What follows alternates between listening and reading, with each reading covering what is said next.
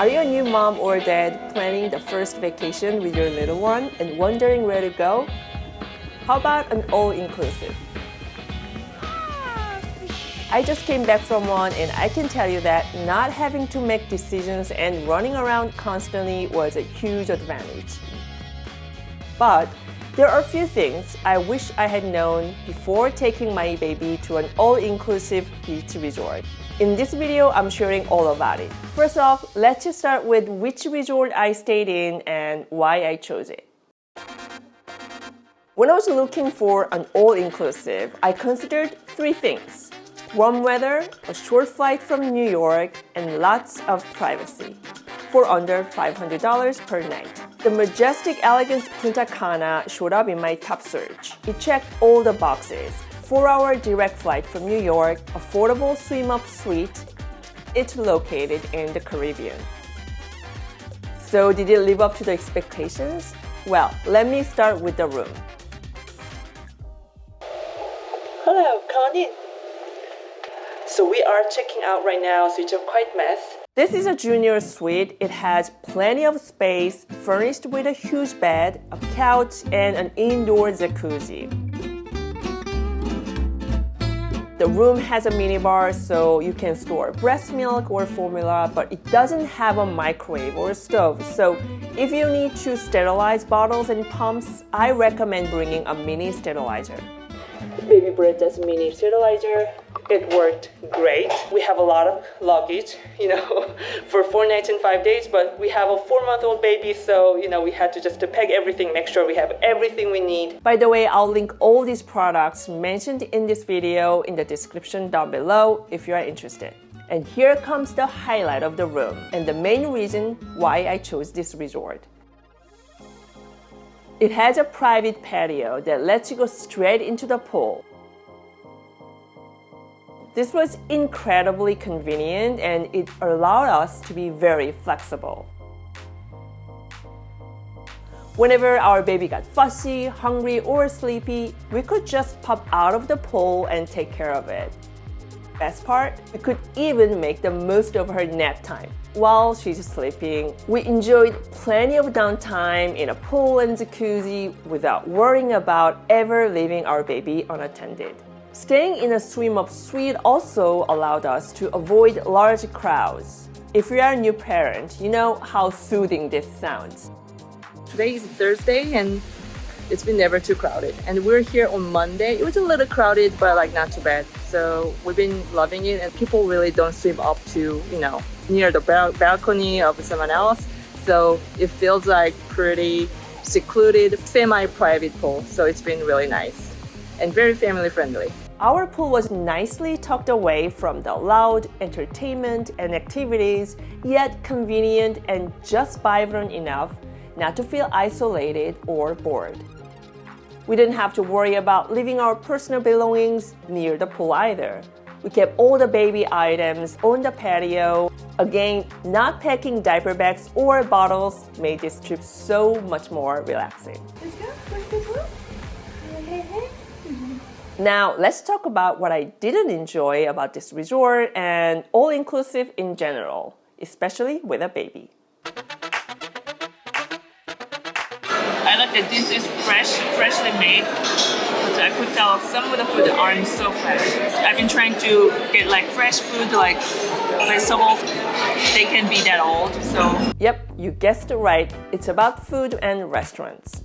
The major drawback was that one of the restaurants had an age limit and we could not bring our baby there. It was a French restaurant and it seemed to be the best one in the resort, so that was a bummer. At the same time, other restaurants were way too loud for babies. For example, there was a Japanese restaurant and actually it turned out to be a hibachi restaurant, which was a surprise to me. And boy, I completely forgot how loud a hibachi restaurant could get.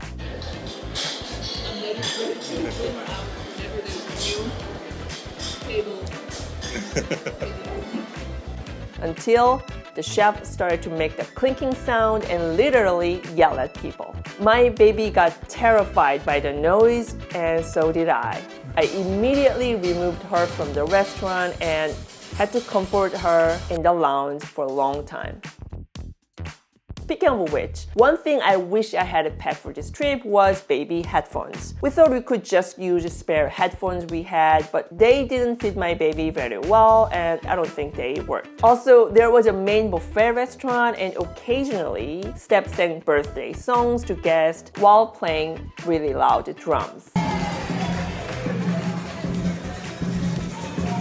I would have enjoyed it if I didn't have my baby there, but it was just too loud for babies. I also want to give you a heads up that most restaurants in the resort have a dress code. Men should wear long pants and closed-off shoes. This was a little surprising for us because we are on a beach vacation and we didn't pack any long pants or closed-off shoes. But in order to go to the restaurant, we had to buy them in the resort and paid way more than what it's worth. Lastly, the food quality wasn't up to par. I know food at an all-inclusive can be hit or miss, but it was still disappointing. So here's my 2 cents. Lower your expectations and just enjoy the convenience of it. Personally, as a new mom, meals being catered to me was all I needed. Oh, and the 0% alcohol they had at the beach buffet. And if you are a drinker, the good news is they have a decent bar and even a premium bar that is free of charge. My husband enjoyed craft cocktails every single night. Now I want to talk about if bringing an infant to a beach resort was a good idea. My short answer is yes.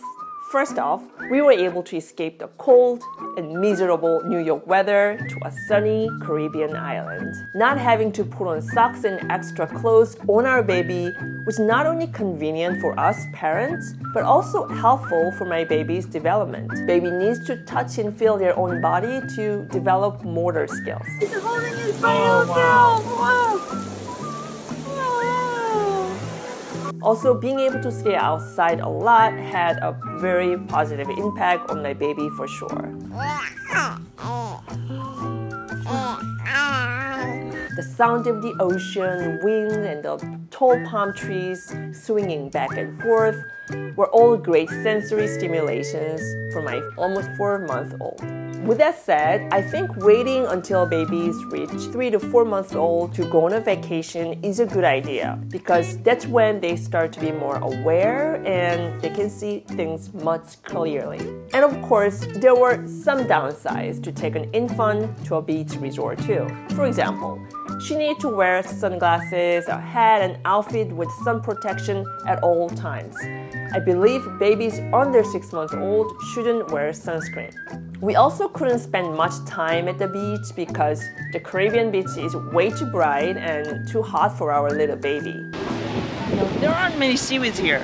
I haven't actually been to water yet. I think for my baby, she's a little bit too young for us to spend a lot of time on the beach because she gets overheated quickly and we need to change activities every 20-30 minutes. And this is when she started to put everything in her mouth, so being near the sand didn't seem like a good idea. I know for sure I would be so stressed out, it would have driven me crazy. Personally, I did not care much about finding the nice beach on this vacation because I knew we would most likely spend more time in the pool than at the beach. So my advice is, instead of focusing on the beach, look for a resort that is stroller friendly and has ample lounging space and amenities with public access. And this resort had those.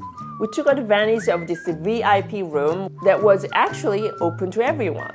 We had an evening flight and we couldn't opt for a late checkout because the hotel was fully booked. So we needed a place to relax and for me to nurse my baby before we headed out to the airport.